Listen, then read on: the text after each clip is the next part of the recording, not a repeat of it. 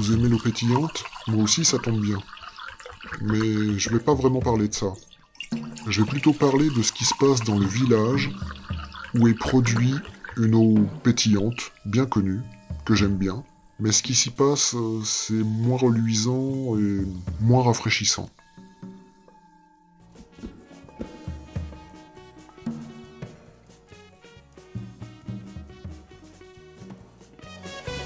Si vous n'aimez pas la France, ça n'a pas d'importance. Foutez le camp.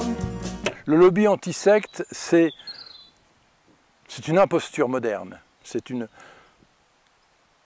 Je ne sais pas qui sont ces gens. Des rats. Je ne sais pas ce que c'est.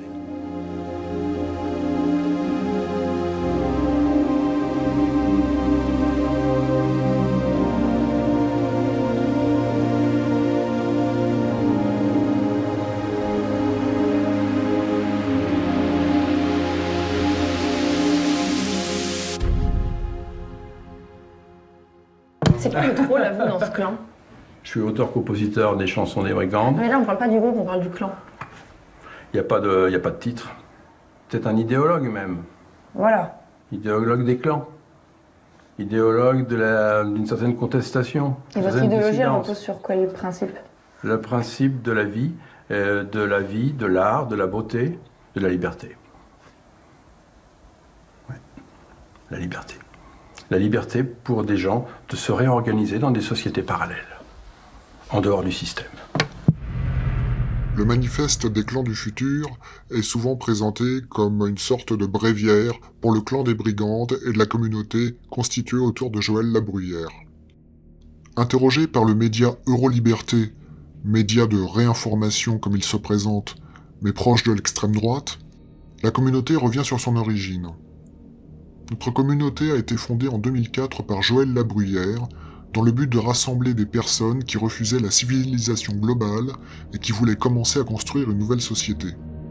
Dans cette démarche constructive, Joël Labruyère a essayé de rassembler des personnes ayant à la fois une fibre politique et une fibre spirituelle. Actuellement, nous sommes un clan d'une vingtaine d'adultes et d'une dizaine d'enfants, et récemment nous nous sommes renommés Communauté de la Rose et de l'Épée. Nous avons créé le groupe musical Les Brigandes en 2014, afin de diffuser un message de contestation de la manière la plus large possible par la chanson. Alors pourquoi refuser le progrès, refuser ce monde du numérique, cette révolution du numérique? Eh bien la communauté s'en explique plus loin dans l'interview. Si nous rejetons cette civilisation, ce n'est pas en premier lieu pour ses conditions économiques et sociales, ou encore pour l'immigration de masse. Ça, ce ne sont que des conséquences aggravantes. Nous condamnons cette civilisation d'abord parce qu'elle est matérialiste, donc axée autour du progrès technique afin d'instaurer son paradigme matérialiste, destructeur de l'homme naturel et de sa conscience. Si l'électricité continue d'exister, puisque tout se joue là-dessus, nous commencerons à assister à la robotisation du quotidien vers 2050. Ce n'est pas Marine Le Pen ou Viktor Orban qui empêcheront ça. Aucun politicien n'empêchera ça, car aucun politicien ne peut sortir son pays de la compétition économique et du progrès technique qu'elle nécessite. Voilà pourquoi nous rejetons cette civilisation dans son intégralité, nous n'attendons rien d'elle, et nous plantons les graines d'autres possibilités. Voilà ce que Joël Labruyère appelle une réorganisation dans des sociétés parallèles. J'ai eu mes enfants qui ont été enlevés par les membres de la secte. Et résultat des courses, j'ai porté plainte pour enlèvement de mineurs. La première plainte a été classée comme conflit dans l'autorité parentale. J'ai dû relancer une seconde plainte avec séquestration hors du territoire de la République. Après moult courriers, ma plainte a été prise en considération 1 an et 3 mois après les faits. J'avais souligné le caractère dangereux de cette secte. Comment vous expliquez que votre plainte n'a été prise en considération que si tard? Je ne suis pas juriste, je ne suis qu'une victime d'une secte et de la justice. Quand il y a un frein sur l'affaire de monsieur, vous pensez que on peut supposer, enfin il y a un doute qui s'installe quant au fait que ce soit des gens infiltrés dans les sectes qui ralentissent le dossier, ou c'est tout simplement la lenteur de l'administration judiciaire? Je ne sais pas qui vous êtes, monsieur, pour dire il n'y a rien. Vous êtes qui? Vous êtes Joël Labruyère. Comment vous pouvez vous dire il n'y a rien? Vous êtes juriste, vous êtes au milieu de l'affaire? Je pose la question à un magistrat, donc je voulais juste savoir. Non, encore une fois, on peut difficilement... Non, je vais poser la question à monsieur. On peut difficilement apporter une opinion. D'où vient Joël Labruyère? Il apparaît à la fin des années 90 et plus précisément en 1996 en créant l'Omnium des libertés, association qui se donnait pour but la défense des individus victimes de discrimination en raison de leur choix spirituel. Sur la page Psiram qui lui est consacrée, il y a une citation du site Prévensect, où l'Omnium est décrit comme cherchant à rassurer le public avec des clauses sur le respect des droits de l'homme, sur le libre arbitre, sur l'hygiène et la sécurité. Cela part d'une bonne intention, mais dans la pratique, Joël Labruyère, président d'Omnium, défend en filigrane des sectes dangereuses qui, précisément, ne respectent pas ces clauses. On peut citer en particulier la Scientologie, une des sectes qui bafoue le plus les droits de l'homme et dont Omnium bénéficie d'un soutien financier et logistique non négligeable. En novembre 2001, le magazine Technicart publie un dossier intitulé « Les sectes, une hystérie française ». Le journal reprocherait à la politique française d'être si sévère qu'elle risquerait de stigmatiser des associations totalement inoffensives par rapport à de véritables mouvements sectaires. Le problème, c'est que le dossier prend la défense de la liberté de culte, mais reproche presque la lutte contre les dérives sectaires. Et il se trouve que l'une des sources, voire la source de cet article, n'est autre qu'un ouvrage rédigé par Joël Labruyère et intitulé « Sectophobie ». Extrait de la 4e de couverture. Cet ouvrage montre pourquoi et comment tout individu peut être inquiété pour ses idées et ses croyances, même s'il n'est membre d'aucune organisation dénoncée comme sectaire.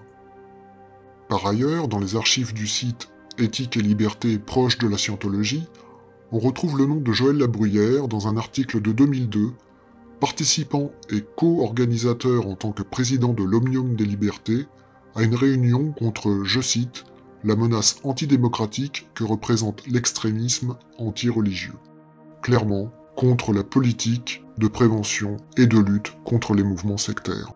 Je combats cette répression parce qu'elle me semble venir provenir de l'Inquisition classique traditionnelle, laquelle Inquisition, comme vous le savez peut-être, la Sainte Inquisition a été formée au XIIIe siècle en France. Donc il y a une culture... On a une spécialité, vous voulez dire? Oui, il y a une culture de ne pas tolérer ce qui est trop différent. On appelle ça la diabolisation. Ça peut arriver même en dehors des sectes. Attendez. Donnez le micro, monsieur. Donnez le micro, monsieur, à la veste verte. Non, laissez-moi faire. Non, parce que moi, je suis père de famille. Donne le micro, monsieur, là. Sinon, il s'en va.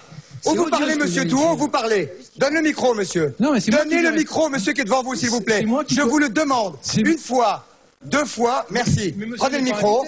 Répétez ce que vous venez de dire, monsieur.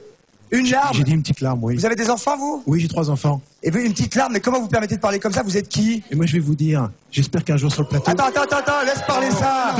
Non, on est curieux d'entendre. C'est une veste jaune, je suis daltonien, pardon. Mais une larme, enfin, franchement. On dirait les deux diaboliques, là, j'espère qu'un jour sur le plateau, il y aura les centaines et les milliers de personnes victimes d'antisectes. Et ceux-là, on n'en parle jamais. Ceux qui parlent leur travail. On parlait du témoignage de monsieur, c'est pas par rapport à votre cheval de bataille. Je passe la parole à monsieur Labruyère, il va peut-être mieux vous en parler. Mais on ne fait pas une lutte contre le sectarisme. Le cas de monsieur... On ne fait pas une lutte contre les gens qui sont sectaires. C'est contre les délits des gens qui ne respectent pas nos droits. Vous avez le droit d'être sectaire, monsieur, mais si vous violez les droits... de gens aujourd'hui. Je vous dis que si vous ne respectez pas les mêmes lois que moi...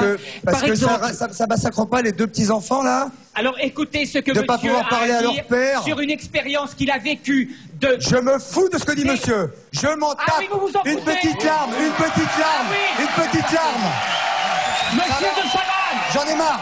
Vous m'emmerdez, monsieur. Je vous le dis très gentiment. C'est très exagéré. Je vous ai reçu une fois dans une émission de radio. Si j'avais pu suspecter que vous aviez ce tempérament et cette attitude, mais je vous promets que je ne vous donnerai pas la parole, car vous êtes intolérant. Asseyez-vous. Non, vous partez. monsieur. Non, monsieur. Vous allez me mettre dehors physiquement. Monsieur, ça va dire. On va envoyer la pub, ça va détendre monsieur. On va envoyer la pub, on va se retrouver tout de suite après. Envoie la pub, s'il te plaît. On va se retrouver après, on va faire un peu de ménage. Merci beaucoup.